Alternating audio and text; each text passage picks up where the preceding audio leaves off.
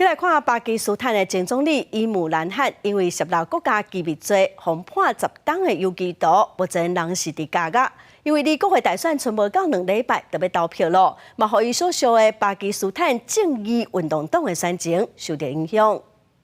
至少4名巴基斯坦正义运动党活动人士，伫喀拉茨信着高等法院外口被逮捕。敏感的是几点钟进前，法院才以涉入国家机密罪名，判当咧坐监的前总理、前棒球名车伊姆兰汗10年徒刑。那正义运动党前副主席古瑞西也因为涉弊案被判10年。巴基斯坦会伫2月7日举行大选，伊所属的巴基斯坦正义运动党的竞选受到美势冲击，牵着这是一件司法检小台，伊的团队伫审理过程无法度改到查噶。गैर आईनी गैर कानूनी तरीके से हुई, उसमें चार्ज गैर आईनी गैर कानूनी तरीके से हुई और मुश्तैल न होना, मायूस न होना।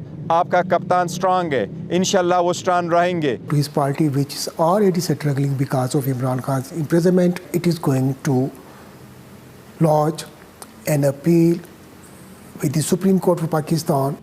伫巴基斯坦即摆大选竞选期间，正义运动党大部分已经无公开的选举活动，竞选活动大部分拢转移到网络上。也毋过也承受到国家强行全国断网影响。伊姆兰汗的社群媒体 X 大文声明，希望民众2月7日以和平的方式用选票保护所有一切无公平。